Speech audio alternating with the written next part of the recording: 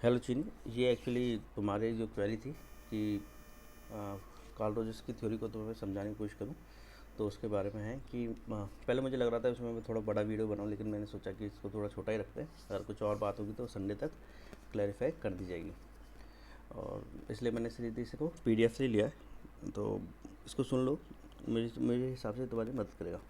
Carl Rogers जो था वो ह्यूमनिस्टिक था।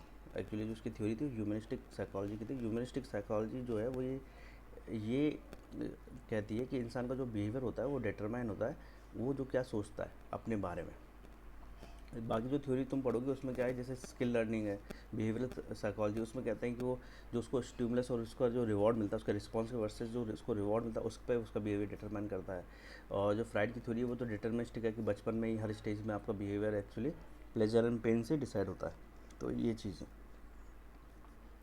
इसमें जो, लेकिन कार्ल रोजर, अब्राहम मास्लो कहते हैं ये ह्यूमनिस्टिक थ्योरिस्ट थे। तो इन्होंने एक्चुअली ह्यूमैनिटी दी थी कि इंसान जो सोचता है अपने बारे में, मतलब कि इंसान क्या अपने खुद क्रिएटिव है, वो सोच सकता है अपनी जो सराउंडिंग है उसके अकॉर्डिंग, तो उससे उसका बिहेवियर डिटरमाइन होता है, ना कि पहले से कोई डिटरमाइन है या कोई दूसरा उसको बता सकता है। इसमें क्या होता है कि इंसान खुद अपने बारे में अपना बिहेवियर डेवलप करता है।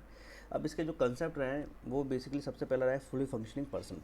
फुली फंक्शनिंग पर्सन एक्चुअली जो है इसका मतलब ये है कि इंसान जो उसके अंदर पूरी कैपेबिलिटी है, जो उसका पूरा टैलेंट है, वो एक्चुअली डेवलप करने में कामयाब रहता है कि नहीं। ये actually fully functioning person, Roger ने कहा कि अगर कोई इंसान अगर फुली फंक्शनिंग पर्सन है, यानी उसको लगता है जितना भी उसका टैलेंट है, जो उसकी कैपेबिलिटीज़ है, जैसे कोई टीचर बनना चाहता है, कोई डॉक्टर बनना चाहता है, अगर उसने वो अचीव कर लिया है तो वो सही रहता है।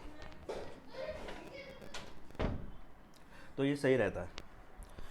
अगर वो ये इसको अचीव नहीं कर पाता तो वो फुली फंक्शनिंग नहीं कर पाता, और वो ये इसके लिए प्रॉब्लमेटिक होता है, और इसी से एब्नॉर्मल साइकोलॉजी यानी एब्नॉर्मल बिहेवियर डेवलप होता है।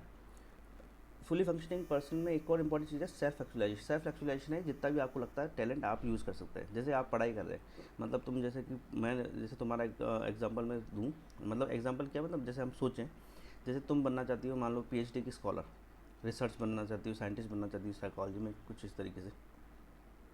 तो ये तुम्हें सेल्फ एक्चुअलाइजेशन टेंडेंसी है कि तुम्हें लगता है वहाँ तक तुम पहुँच सकती हो, तो वहाँ तक तुम पढ़ाई करोगी तो पहुँच भी जाओगी। तो this is called self actualisation.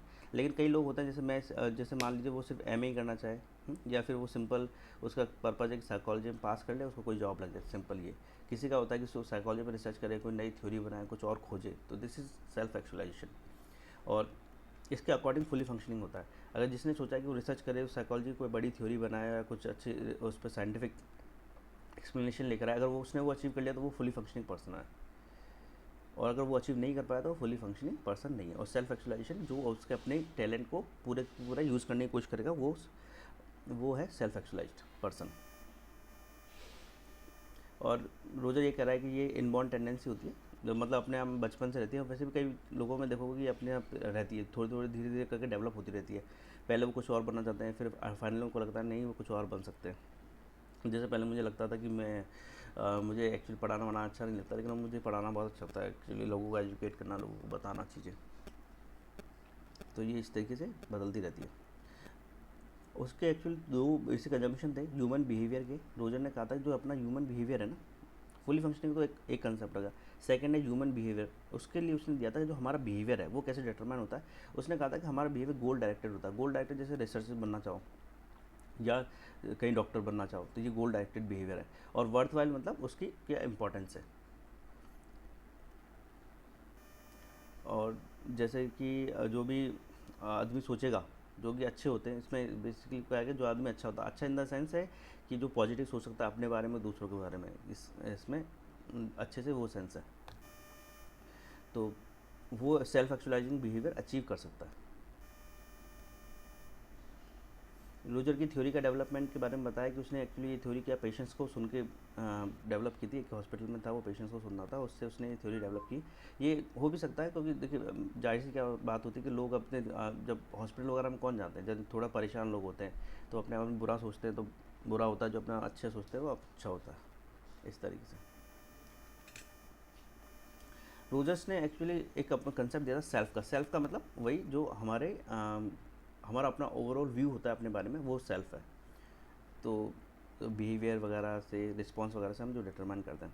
तो इसमें ये बेसिकली कंसेप्ट है, इसमें अबनॉर्मल बिहेवियर का रीज़न बताया था उसने कि क्या होता है कि सेल्फ के दो कंसेप्ट उसने दिए थे, बेसिकली दो थे, एक आइडियल सेल्फ, एक रियल सेल्फ, और एक कॉन्ग्रुएंसी, कितना कॉन्ग्रुएंसी बनती है उसके अंदर, मतलब कितना वो एक दूसरे से अटैच्ड है। आइडियल सेल्फ है जो तुम बनना चाहते हो, रियल सेल्फ है जो तुम हो। मान लो कि अगर तुम कोई पर्सन 90% स्कोर करना चाहता है, 95% स्कोर करना चाहता है, तो ये उसका आइडियल सेल्फ है। कि वो 90% स्कोर करना चाहता है, बहुत ज़्यादा मतलब पॉपुलर होना चाहता है ना, तो इसको अच्छा मार्क्स ला के, लेकिन वो पढ़ाई करता है सिर्फ 2 घंटे या 1 घंटे, या पढ़ता ही नहीं है, सिर्फ एग्ज़ाम टाइम में पढ़ता है, आखिरी 10 दिनों में पढ़ता है, जिससे उसके 60-70% नंबर आ जाते हैं, तो वो उसका रियल सेल्फ है। तो क्या होता है कि आइडियल सेल्फ 90% लेने के लिए अपने को हमें क्या जो होता है अपना रियल सेल्फ उसको सेट करना होता है, या तो हम अपनी जो अपनी लिमिट या कैपेबिलिटी उसको बढ़ाएं। हम पढ़ें लगभग 4 to 5 आवर्स डेली अगर हम पढ़ाई करते हैं तो वी कैन इजीली स्कोर 90%, और एग्जाम के टाइम पे और आखिरी 10-15 दिनों में थोड़ा ज़्यादा पढ़ते हैं तो दिस इज़, अगर उसके कॉन्ग्रुएंसी बैठ जाती है, आइडियल सेल्फ या 90% अचीव करने की और तुम्हारी मेहनत रियल सेल्फ, अगर वो दोनों सेट हो जाते हैं तो आपने सेल्फ की कॉन्ग्रुएंसी अचीव कर ली है और अबनॉर्मल बिहेवियर नहीं होगा। लेकिन अगर नहीं कर पाते हैं तो फिर क्या होगा कि इस सेल्फ में इनकॉन्ग्रुएंट रहेगा, मतलब उसमें डिफरेंस रहेगा, और इससे अबनॉर्मल साइकोलॉजी या अबनॉर्मल बिहेवियर प्रोड्यूस होगा। जैसे आदमी सोच सकता है कि यार मैं कितनी मेहनत करता हूँ, जबकि वो नहीं कर रहा मेहनत, लेकिन वो सोचता है ऐसा कि वो उसके तो 90% नंबर आने चाहिए थे, लेकिन 1 घंटा ही पढ़ रहा है और वो मेहनत नहीं कर पा रहा, और वो उसको टीचर मार्क्स नहीं दे रहा, तो वो क्या होता है अपना नेगेटिव व्यू पॉइंट बना लेता है। रोजर का कहना है कि जो भी आदमी होता है जब अगर उसको एक्चुअली सही से समझाया जाए, सही से उसको टीचिंग वगैरह दी जाए, तो वो क्या करेगा, अपना जो सेल्फ कंसेप्ट है उसको इम्प्रूव कर लेगा। जैसे कि अगर वो 5-6 घंटे पढ़ने लग जाए तो वो आराम से 90-95% स्कोर कर सकता है, कोई इतना मुश्किल काम नहीं है। और सेल्फ जो है वो ओवर ए पीरियड ग्रो होता है,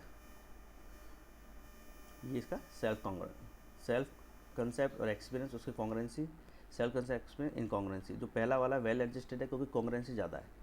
जो सेकंड है इनकॉन्ग्रुएंस, जो जिसके हेडलाइन है वो पोरली एडजस्टेड है, क्योंकि जो सेल्फ कंसेप्ट है वो मतलब आइडियल सेल्फ है एक तरह से, वो तो उसका 90% का पढ़ाई वो करता है 1 घंटा या नहीं करता, एग्जाम टाइम में ही करता है, तो एक्सपीरियंस उसका थोड़ा सा कम हो जाता है, उसकी कॉन्ग्रुएंसी कम हो जाती है, इनकॉन्ग्रुएंट हो जाता है। रोजर ने दूसरा एक कंसेप्ट दिया था कि पर्सनैलिटी का जो डेवलपमेंट था ना वो ओवर ए पीरियड होता रहता है, ये नहीं कि आप किसी 20 साल तक ही होगा, जैसे कि फ्राइड ने कहा कि 15-20 साल तक होता है, उसके बाद वो फिक्स है। लेकिन रोजर ने ऐसे नहीं कहा, रोजर ने कहा कि वो ओवर पीरियड डेवलप होता रहता है, जैसे आप कैपेबिलिटी डेवलप करते हैं, जैसे जैसे आप अपनी एबिलिटीज़ को डेवलप करते हैं, सेल्फ एक्चुअलाइजेशन अचीव करते हैं, उस हिसाब से आपका बिहेवियर चेंज होता है। जैसे आपने अपना बिहेवियर भी देखा होगा, आप 10 साल के होंगे तो अलग सोचते होंगे, पर अभी मेरे साथ 16-17 साल के होंगे, 18 साल के होंगे, तो अब अभी आप अलग से सोच रहे होंगे। एक और कंसेप्ट जो उसका सबसे इंपॉर्टेंट था वो था, पहला सबसे था फुली फंक्शनिंग पर्सन, दूसरा है उसका सेल्फ का concept, real self, ideal self, तीसरा ये इंपॉर्टेंस है पॉजिटिव रिगार्ड। एक्चुअली क्या होता है कि इसमें होता है पॉजिटिव रिगार्ड और अनकंडीशनल सपोर्ट और अनकंडीशनल लव। पॉजिटिव रिगार्ड क्या होता है कि जैसे कि हम बिहेवियर कोई भी, मान लो आप स्कूल वगैरह में कोई भी बिहेवियर करते हैं ना, अगर आपके टीचर हमेशा कहते हैं तेरे तो 80% नंबर आए, तो 85% आने चाहिए थे, तो ये क्या होता है, पॉजिटिव रिगार्ड नहीं है आपकी चीज़ों के लिए। तो इससे क्या होता है कि नेगेटिव टेंडेंसी डेवलप होती है। लेकिन ठीक है, कोई 80% में बोले ठीक है थोड़े और मेहनत कर लो, आपके 85% आ जाएंगे, 90% आ जाएंगे, तो ये पॉजिटिव रिगार्ड होता है, आपकी मेहनत को रिगार्ड किया गया। हमें भी कभी भी देखा होगा ऐसे ही बोलते हैं कि किसी को ज़्यादा डिमीन नहीं करना चाहिए, क्योंकि हर किसी में कैपेबिलिटी होती है, और अगर वो चाहे तो उस कैपेबिलिटी को डेवलप कर सकता है। अनकंडीशनल वर्थ ये है कि जैसे कि जो जो आपके इंपॉर्टेंट लोग हैं, जो अनकंडीशनल पॉजिटिव रिगार्ड है ना, ये जो है एक्चुअली ये इस चीज़ को बताता है कि जो आपके सराउंडिंग में लोग हैं उन्होंने क्या होता है कि अगर ये बेसिकली क्या है, ये ट्रीटमेंट है, क्लाइंट सेंटर थेरेपी का ट्रीटमेंट था कि किसी आदमी को कैसे अच्छा फील कराया जाए। जैसे बोलते हैं ना कि हॉस्पिटल वगैरह में को बीमार हो गया, मैं बीमार हो गया, अब मेरे क्या होगा, तो जैसे फैमिली मेम्बर्स कहते हैं नहीं कुछ नहीं, हम हमेशा तेरे साथ हैं और हमेशा प्यार करेंगे, पसंद करेंगे, इस तरीके से। तो ये अनकंडीशनल पॉजिटिव रिगार्ड है, चाहे कैसी सिचुएशन हो, अगर आपको लगता है कि आप घर वाले आपको सपोर्ट करेंगे तो आप में हमेशा एक कॉन्फिडेंस रहेगा कुछ करने का, कुछ आगे बढ़ने का, तो इसको अनकंडीशनल पॉजिटिव रिगार्ड कहते हैं। और ये एक्चुअली क्लाइंट सेंटर थेरेपी का हिस्सा है जो रोजर ने दी थी। क्लाइंट सेंटर थेरेपी आप थेरेपी सेक्शन में पढ़ेंगे, और मुझे लगता है कि मैंने अपने सारे कंसेप्ट क्लियर कर दिए। बस 3 चीज़ें ध्यान रखिए, फुली फंक्शनिंग पर्सन जो सेल्फ एक्चुअलाइजेशन से अचीव होता है, self concept, ideal self, real self, and तीसरा अनकंडीशनल पॉजिटिव रिगार्ड। ये 3 चीज़ें सबसे ज़्यादा इम्पोर्टेंट है रोजर्स की। Thank you. और आई थिंक ये अब आपका जो है वो कंप्लीट हो गया होगा, मतलब जो भी आपके क्वेरी थी।